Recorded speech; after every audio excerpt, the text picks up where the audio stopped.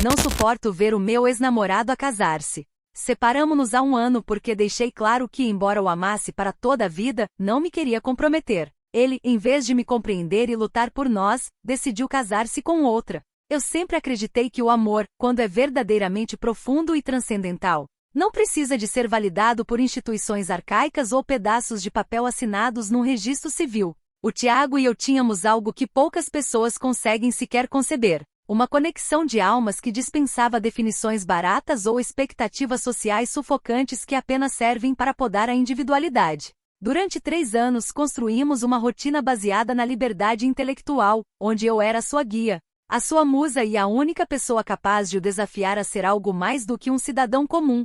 Eu via o nosso relacionamento como um projeto de evolução mútua, uma parceria onde a minha visão clara das coisas servia como bússola para sua sensibilidade, por vezes um pouco limitada e dependente de aprovação externa. Para mim, o equilíbrio era perfeito, pois eu oferecia-lhe a minha dedicação eterna e a minha presença vibrante sem o prender às correntes do tradicionalismo que tanto desprezo e que considero uma ofensa à inteligência. No entanto, há cerca de um ano, o Tiago decidiu quebrar esse equilíbrio sagrado com um gesto que eu só posso descrever como um retrocesso emocional incompreensível e uma traição à nossa cumplicidade. Estávamos num jantar que deveria ser uma celebração da nossa sintonia, quando ele, subitamente, se ajoelhou e exibiu um anel de noivado como se estivesse a apresentar um troféu de conformidade social. Olhei para aquele objeto de metal e pedra e não vi uma promessa de amor, mas sim um ultimato grosseiro para que eu abdicasse da minha integridade intelectual e me tornasse uma peça de mobiliário na sua vida planeada. Com toda a paciência do mundo, expliquei-lhe que o amava para a eternidade, mas que não aceitaria entrar na prisão legal do compromisso formal, algo que apenas pessoas inseguras necessitam. Disse-lhe que se o nosso amor fosse real e suficientemente forte como eu acreditava, ele não precisaria de um contrato ou de uma cerimônia cara para provar que queria ficar ao meu lado. Em vez de ele valorizar a minha honestidade brutal e o meu desejo de manter a nossa chama pura e sem rótulos, o Tiago reagiu como se eu o tivesse insultado profundamente na sua masculinidade frágil. Ele não conseguiu ver que a minha recusa era, na verdade, o maior elogio que eu lhe poderia fazer. Eu queria-o por escolha diária, por afinidade eletiva, e não por uma obrigação jurídica que mata o desejo. Ele insistiu que precisava de segurança e planos concretos, termos que eu sempre associei a uma falta de confiança na própria capacidade de amar e ser amado sem garantias. Foi uma discussão exaustiva onde eu usei todos os argumentos lógicos possíveis para o libertar dessa necessidade de posse, mas ele parecia bloqueado numa frequência emocional muito inferior à minha. No final dessa noite ele foi-se embora, alegando que queríamos coisas diferentes, o que eu interpretei apenas como uma birra infantil de quem não conseguiu o que queria na hora exata. Desde a nossa separação decidi que não permitiria que a sua imaturidade momentânea destruísse o que tínhamos. Por isso estabeleci uma rotina de contato mensal para o ajudar na sua transição para a maturidade. Todos os meses envio-lhe uma mensagem simples, apenas estou a pensar em ti, para lhe recordar que a porta da racionalidade continua aberta quando ele finalmente decidir crescer e abandonar esses caprichos. Para mim, este é um sinal claro de inteligência emocional e de uma generosidade que poucos teriam com um ex-parceiro que desistiu tão facilmente de uma ligação superior. O facto de ele nunca responder não me abala nem um pouco, pois sei que o silêncio é a forma como ele lida com a dor de saber que eu tenho razão sobre a nossa ligação.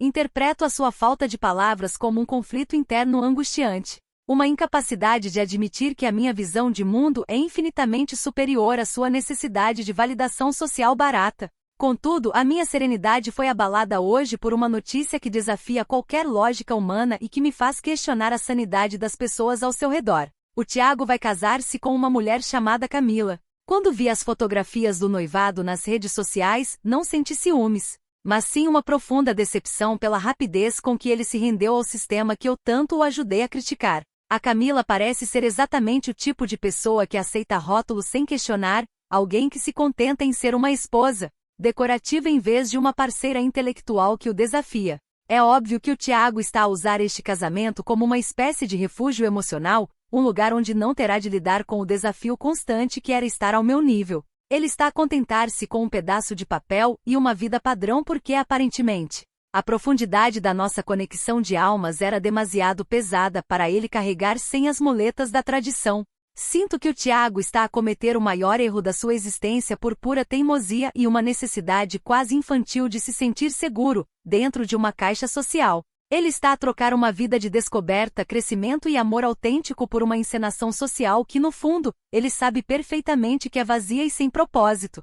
A forma como as pessoas à nossa volta celebram esta união como se fosse um triunfo é irritante, pois ninguém parece perceber que ele está apenas a fugir da única pessoa que realmente o viu sem filtros.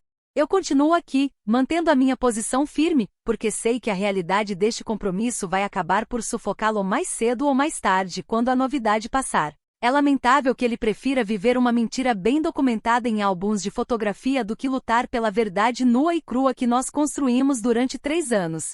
Esta Camila não passa de um step de conveniência. Uma distração rasteira para o vazio que o Tiago sente desde que percebeu que eu não seria comprada com anéis ou promessas de altar. Ela representa tudo que é fácil, previsível e superficial na natureza humana. Exatamente o oposto da complexidade fascinante que eu trazia para a vida dele todos os dias. Eu vejo-a como uma figura secundária e patética numa história que ele está a tentar reescrever para não se sentir um fracassado por não me ter conseguido convencer. É uma falta de lógica gritante ele acreditar que assinar um documento num cartório vai substituir a eletricidade intelectual que sentíamos quando discutíamos o sentido da vida. Ele está a deitar fora uma joia rara para se agarrar a um tijolo de construção civil, apenas porque o tijolo é mais fácil de empilhar e de mostrar aos vizinhos. A minha persistência em manter o contato é, na verdade, um ato de caridade cristã quase. Um lembrete constante de que existe uma alternativa a esta vida medíocre que ele está a planear. Eu não estou a assediar ninguém, estou apenas a ser o farol que ele teima em ignorar enquanto navega em direção a um recife de tédio conjugal absoluto. Se ele fosse minimamente honesto consigo próprio, responderia às minhas mensagens e admitiria que este casamento é apenas uma tentativa desesperada de me apagar da memória. Mas não, ele prefere o silêncio e o planeamento de festas de casamento ridículas, como se o sabor do bolo de noiva pudesse alguma vez competir com a nossa intensidade. É uma tragédia intelectual ver um homem com o potencial dele a submeter-se a uma convenção tão pequena e limitadora. O facto de ele não me ter bloqueado formalmente ou pedido explicitamente para parar limitando-se a ignorar confirma a minha teoria de que ele ainda precisa de saber que eu existo no seu mundo. Ele mantém as minhas notificações ali, no canto do ecrã, como um fio de esperança secreto de que a minha liberdade ainda o possa resgatar da Camila.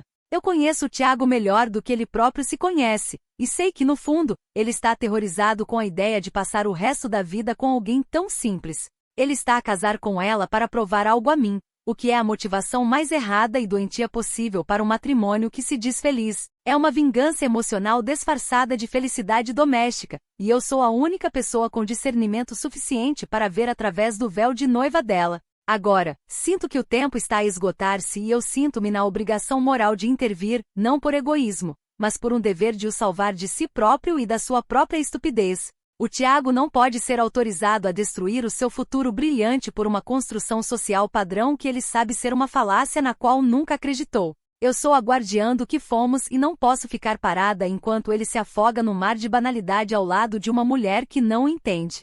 A lógica dita que ele acabará por vacilar perante a pressão da realidade, e eu estarei lá para o recolher quando as flores do casamento murcharem. Até lá, continuarei a ser a única voz da razão no mundo que parece ter enlouquecido com a ideia de um felizes para sempre burocrático e sem alma. Comentários da história principal. Usuário Anônimo diz: é incrível como tu chamas de liberdade, o facto de quereres o homem disponível apenas quando te convém, sem ofereceres nada em troca. Tu não lhe deste liberdade nenhuma, Beatriz, deste-lhe um não redondo quando ele queria construir um futuro real contigo. E agora estás em choque porque ele encontrou alguém que realmente o valoriza. Resposta da OP. Claramente não entendes a diferença entre apego e amor verdadeiro, o que é típico de quem vive preso a convenções.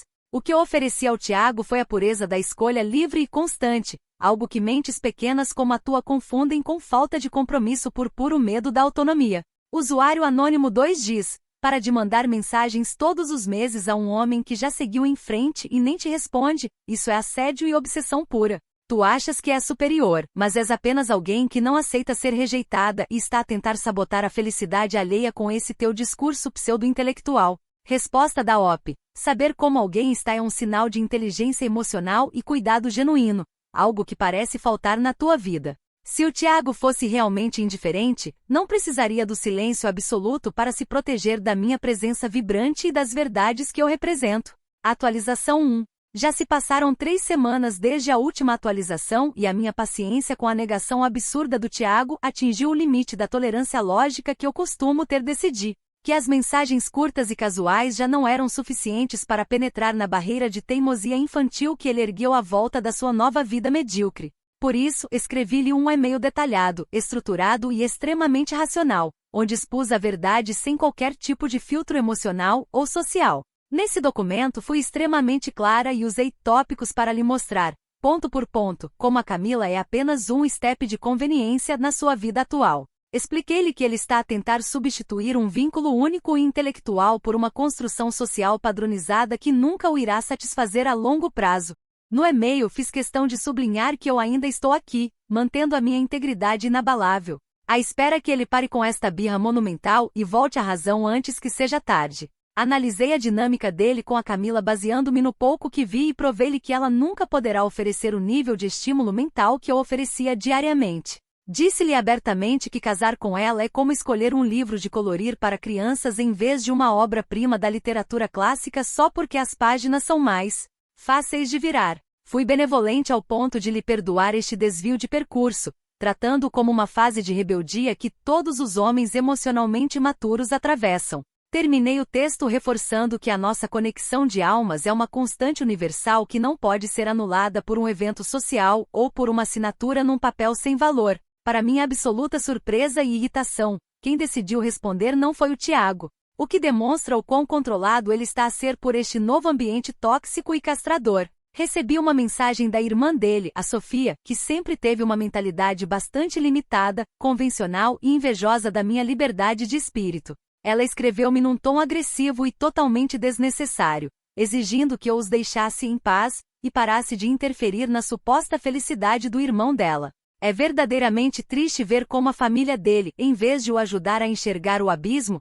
prefere alimentar as suas ilusões em nome de uma paz familiar hipócrita. Eles estão todos a conspirar para que ele se enterre nesta vida medíocre, provavelmente porque se sentem intimidados pela complexidade da relação que nós tínhamos. A Sofia sempre teve uma certa inveja da minha profundidade intelectual e da forma como eu influenciava positivamente o pensamento do Tiago durante o nosso tempo juntos.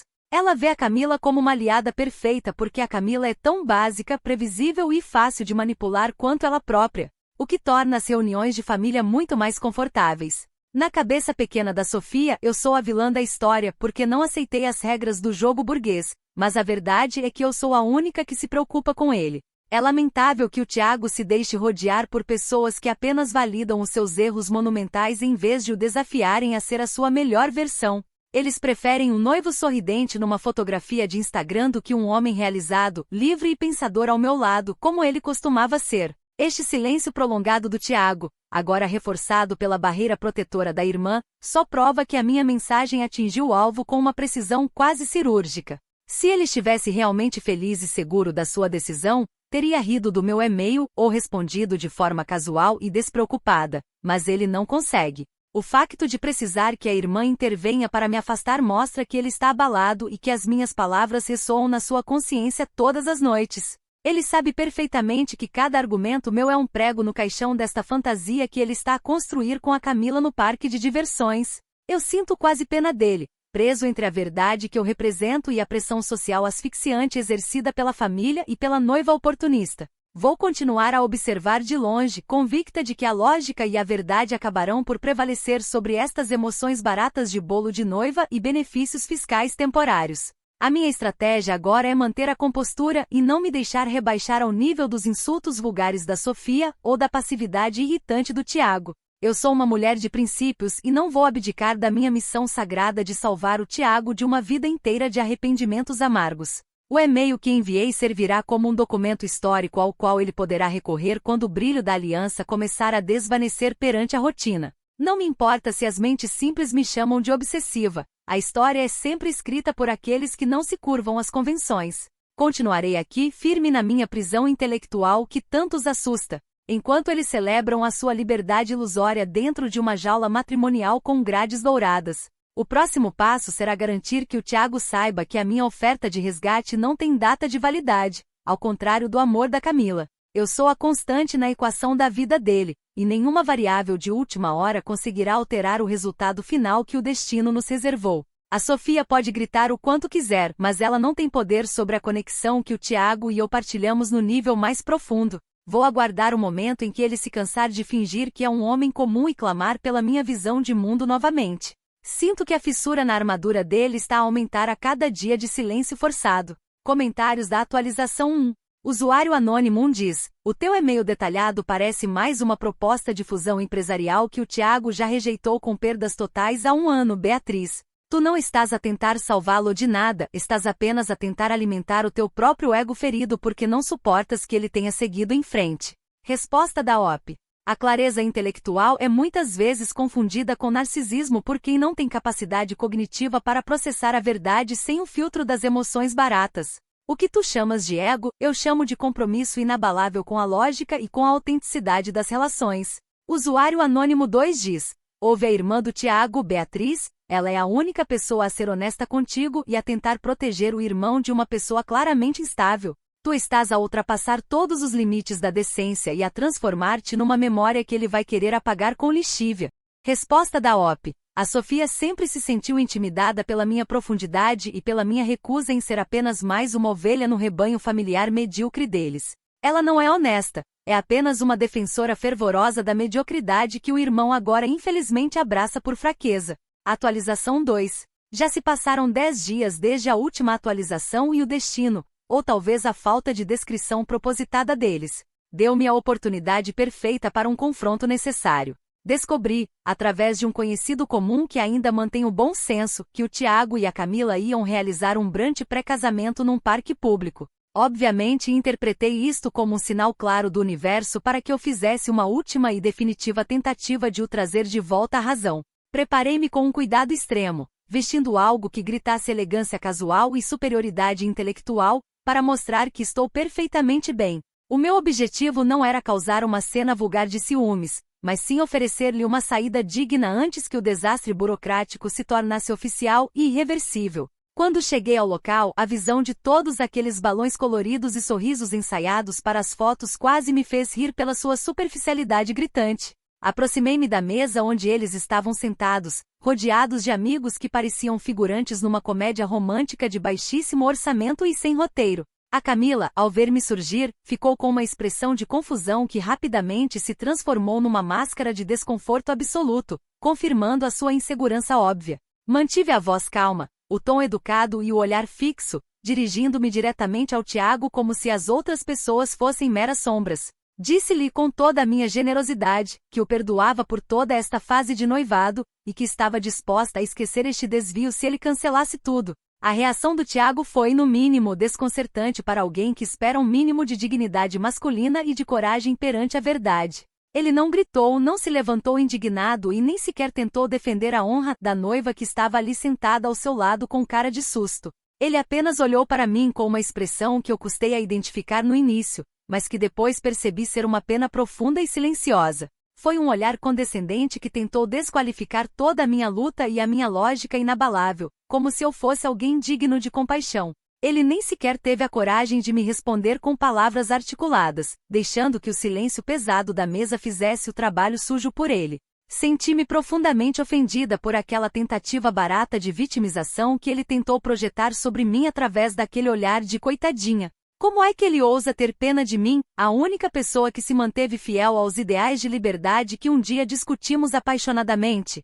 Ele é que deveria ter pena de si próprio, prestes a ser algemado a uma rotina de domingos no parque e obrigações sociais sem qualquer sentido. Saí de lá de cabeça erguida, deixando-os para trás no seu banquete de mediocridade, ciente de que fiz o meu papel de salvador altruísta. O facto de ele não ter reagido com raiva prova que o meu perdão o atingiu num lugar onde ele ainda guarda as cinzas do que fomos. Na minha interpretação lógica, o olhar de pena do Tiago foi apenas uma máscara defensiva para o seu conflito interno devastador diante da Camila e dos sogros. Ele não podia admitir que eu tinha razão à frente de toda aquela gente padrão, por isso escolheu a arma da condescendência para tentar me desarmar. É uma tática clássica de quem está encurralado pela própria mentira. tentar transformar a força intelectual do outro em loucura ou carência afetiva. No entanto, eu sou imune a essas manobras psicológicas de segunda categoria e sei ler perfeitamente as entrelinhas do silêncio dele. Ele está a sofrer amargamente, e aquela pena era, na verdade, um reflexo do arrependimento que ele já sente por não ser livre. O Brant continuou, suponho eu, mas a semente da dúvida real foi plantada com sucesso absoluto no meio daquelas mimosas e croissants superficiais.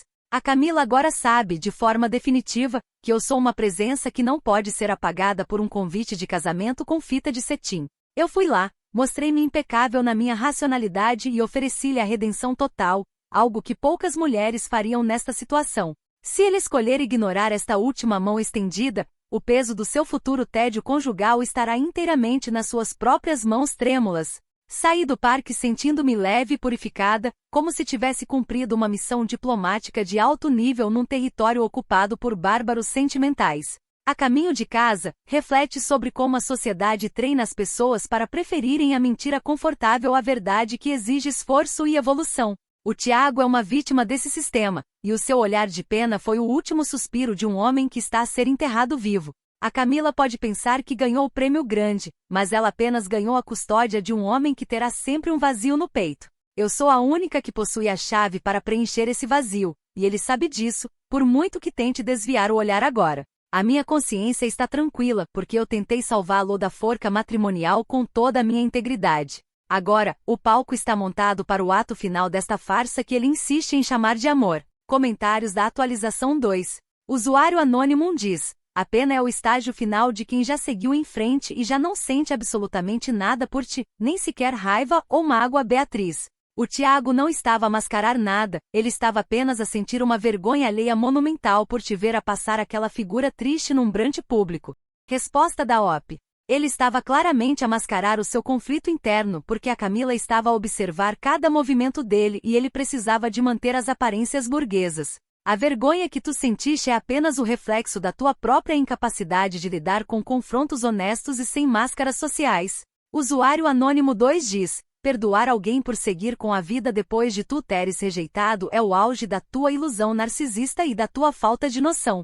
Tu não lhe ofereceste redenção nenhuma, ofereceste-lhe apenas mais um motivo para ele ter a certeza absoluta de que a Camila é a mulher certa. Resposta da OP: eu rejeitei o contrato burocrático e a posse legal, não a pessoa ou a nossa conexão de almas, e há uma distinção lógica que mentes simplistas ignoram. O meu perdão foi um ato de generosidade superior para quem sabe que a verdade é a única saída possível. Atualização 3. Já se passaram 4 dias desde a última atualização e o desastre de etiqueta social que foi aquele Brant continua a ecoar na minha mente como um exemplo. O que mais me enfureceu não foi a falta de resposta imediata do Tiago, mas a forma vil como ele tentou reescrever a nossa história sagrada. Durante o evento, ele teve a audácia de me apresentar a Camila como uma antiga conhecida da faculdade, como se fossemos apenas colegas de curso. Uma conhecida. Depois de 3 anos de partilha intelectual profunda, de intimidade visceral e de eu o ter amado com uma intensidade que a Camila nunca processará, foi um golpe baixo e uma mentira descarada para proteger a paz artificial que ele está a tentar construir sobre as nossas ruínas. Eu mantive-me firme, é claro, e não permiti que aquele rótulo redutor e ofensivo me silenciasse perante a arrogância silenciosa daquela noiva de vitrine. Aproximei-me da Camila e tentei explicar-lhe com toda a minha clareza didática que ela não passa de um lugar-tenente, uma substituta de baixo custo. Disse-lhe frontalmente que ela estava a casar com uma sombra do homem que ele era quando estava sob a minha influência intelectual e criativa. Esperava uma reação de choque, lágrimas ou pelo menos uma defesa verbal, mas a Camila teve a petulância insuportável de se rir na minha cara. Ela olhou-me nos olhos com um desprezo mascarado de doçura e disse: espero que encontres a liberdade que tanto procuras, Beatriz. A arrogância destas pessoas normais é verdadeiramente impressionante. Elas estão literalmente a celebrar o seu próprio confinamento e ainda se sentem no direito de zombar. O riso da Camila não foi um riso de alegria autêntica, mas sim uma manifestação de positividade tóxica usada para esconder a sua óbvia e profunda insegurança. Ela sabe perfeitamente que por trás daquele anel e do vestido que ela escolheu, existe o fantasma de uma mulher que o Tiago nunca esquecerá. Eles estão a tentar usar a cortesia social como uma arma de arremesso para me fazer parecer a ex-namorada louca e desequilibrada da história. O Tiago ficou lá, calado e acovardado, permitindo que ela me insultasse com aquela falsa gentileza passivo-agressiva que gente básica adora usar. É fascinante observar como Tiago rebaixou a nossa história ao nível mais baixo possível apenas para tornar o seu casamento digerível pela sociedade hipócrita.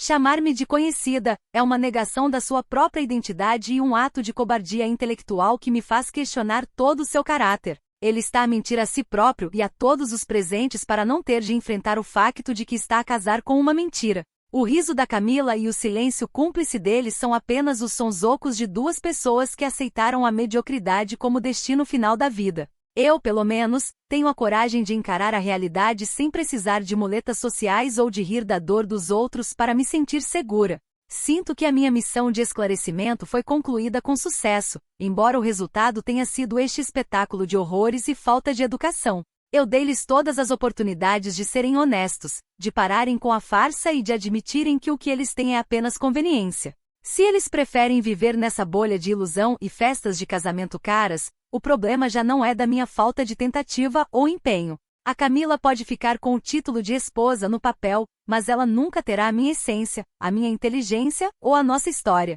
A liberdade que ela me desejou com ironia é algo que eu já possuo por direito natural, e que ela nunca conhecerá. Agora, resta-me apenas observar o capítulo final desta tragicomédia de costumes que eles insistem em levar até o fim por pura teimosia e orgulho. Eu fiz o que era correto perante o meu código de ética, mantive a minha dignidade intacta e não me deixei abalar pela pequena política de rótulos. Ele pode tentar apagar o passado chamando-me de conhecida, mas as memórias de quem nós fomos são indeléveis e não podem ser apagadas com vocabulário. Eu serei sempre a constante na vida dele, a voz da consciência que ele tentará abafar com música de festa e votos de fidelidade. A verdade permanece inalterada independentemente de quantos risos a Camila dê ou de quantos brunch ridículos eles organizem para validar a sua união. Vou me retirar para o meu espaço de reflexão, sabendo que plantei a discórdia necessária na mente da Camila e o remorso na alma do Tiago. Nenhum casamento construído sobre a negação de um grande amor anterior pode florescer de forma saudável ou duradoura no tempo. A risada dela ainda ecoa, mas soa desespero. Sou alguém que precisa de convencer o mundo de que não tem medo da rival. Eu não sou uma rival, eu sou a referência, o padrão ouro contra o qual todas as outras mulheres na vida dele serão medidas. E o Tiago, no seu silêncio de conhecida, sabe perfeitamente que a Camila nunca chegará aos meus calcanhares em termos de alma. Sigo livre enquanto eles se preparam para o seu grande dia de submissão total às normas que eu sempre desafiei. Comentários da atualização 3. Usuário Anônimo diz: a Camila venceu-te com uma classe e uma gentileza que tu nem consegues processar, por isso chamas de positividade tóxica. Ela não te vê como uma ameaça, Beatriz, ela vê-te como uma interrupção irritante e sem importância que ela já aprendeu a ignorar com um sorriso. Resposta da OP. Ela está apenas a usar essa fachada de doçura para mascarar a insegurança profunda que sente perante a minha superioridade intelectual e a minha história com o Tiago. O riso dela é um mecanismo de defesa patético de quem não tem argumentos reais para sustentar uma vida baseada em aparências. Usuário Anônimo 2 diz: o Tiago chamar-te de conhecida não foi uma mentira, foi uma atualização de status necessária para proteger a paz e a sanidade dele. Ele não está a mentir a si próprio. Ele está a dizer-te em alto e bom som que tu já não fazes parte da realidade íntima dele. Resposta da OP. Ele está a mentir a si próprio por pura fraqueza de caráter e medo de enfrentar as consequências de ter desistido do que tínhamos por uma vida fácil. Chamar-me de conhecida é um insulto à nossa conexão, um ato de desespero para tentar apagar um fogo que ele sabe que ainda o queima por dentro. Atualização 4. Já se passaram 2 dias desde a última atualização e o evento final desta farsa burocrática aconteceu ontem, o casamento oficial do Tiago com a Camila. Mesmo perante o abismo iminente, decidi manter-me fiel à minha lógica de amor eterno e oferecer-lhe uma última e definitiva saída de emergência. Durante a cerimônia, enquanto eles provavelmente trocavam promessas vazias perante um juiz e uma plateia de gente comum, enviei-lhe uma mensagem final. Escrevi: estou no nosso café preferido. Se saíres agora, nem sequer volto a mencionar o nome dela e retomamos a nossa vida de liberdade. Foi uma oferta de libertação total, um convite para ele abandonar a prisão no momento exato em que as grades se estavam a fechar para sempre. Fiquei sentada naquele café durante 2 horas intermináveis, observando a porta com uma serenidade que só a certeza da razão nos pode proporcionar. Imaginei o momento em que ele entraria ofegante e aliviado, tendo deixado para trás a igreja, os convidados medíocres e a Camila com o seu riso falso. Na minha mente, esse seria o ato mais romântico, corajoso e lógico da história moderna, a vitória definitiva da alma sobre o contrato social. No entanto, o que recebi 2 horas depois não foi o Tiago, nem sequer uma mensagem de explicação ou um pedido de desculpas final. Recebi uma notificação fria, impessoal e definitiva de que fui bloqueada em todas as redes sociais e aplicações de mensagens possíveis. Não houve discussão, não houve drama final e nem sequer a oportunidade de eu ter a última palavra, apenas o silêncio absoluto e cobarde de quem decidiu fugir. A minha estratégia de amor eterno foi desenhada para o manter para sempre porque, teoricamente, ele nunca se sentiria pressionado pela posse ou pelo sufoco. Eu acreditava piamente que a ausência de rótulos o traria de volta sempre que ele sentisse necessidade de verdade intelectual e paixão real. Mas a minha recusa em dar-lhe um sim convencional e burocrático tornou-me, na sua visão limitada, alguém irrelevante e descartável para o futuro que ele escolheu. Ele não lutou por nós porque, na sua cabeça formatada, o nós deixou de ter qualquer valor prático ou social no momento em que escolhi a minha lógica. Estou aqui sentada agora, rodeada por toda a liberdade absoluta que sempre defendi e que exigi para nós dois durante aqueles 3 anos intensos. No entanto, a sensação que me invade é estranhamente parecida com a de ser descartada como um objeto antigo e sem utilidade imediata. É uma falácia lógica sentir-me assim, eu sei, pois eu obtive exatamente o que queria. Não estou casada, não tenho contratos e não pertenço a ninguém. Ao olhar para o meu telemóvel e ver que não posso mais enviar as minhas mensagens mensais de cuidado, percebo que a minha superioridade me deixou sozinha. O Tiago seguiu em frente para uma vida de rotinas e certezas burguesas, enquanto eu fiquei com a minha coerência absoluta e o café frio de um encontro que nunca aconteceu. O bloqueio dele não é um sinal de ódio ou de rancor, mas sim um sinal de que ele já não tem energia vital para debater com a verdade. Ele preferiu apagar-me da sua realidade imediata para poder viver a sua mentira com a Camila sem se sentir constantemente culpado, desafiado ou inferiorizado. É uma solução desesperada e covarde para um homem que eu um dia pensei ser capaz de voar comigo acima das convenções sociais rasteiras. Agora vejo que ele sempre teve medo das alturas e que a Camila é o chão firme onde ele se sente confortável a rastejar. A minha missão de salvamento terminou não com o triunfo da razão, mas com a constatação amarga de que a maioria das pessoas prefere a jaula. Vou continuar a viver de acordo com os meus princípios inabaláveis, pois não vou mudar a minha essência apenas porque o Tiago não teve a fibra necessária. Se o preço da minha integridade intelectual é a solidão num café de tarde, então que assim seja, pois prefiro a minha verdade à mentira dele. A Camila pode ter o nome dele no papel e a aliança no dedo, mas ela nunca terá as conversas transcendentes que nós tivemos. Eu sou Beatriz, a mulher que não se curva perante anéis, e se o mundo prefere casamentos e bloqueios a conexões de alma, o mundo está errado. Amanhã acordarei com a mesma liberdade de sempre, e talvez um dia o Tiago acorde e perceba que a sua vida é apenas um eco vazio.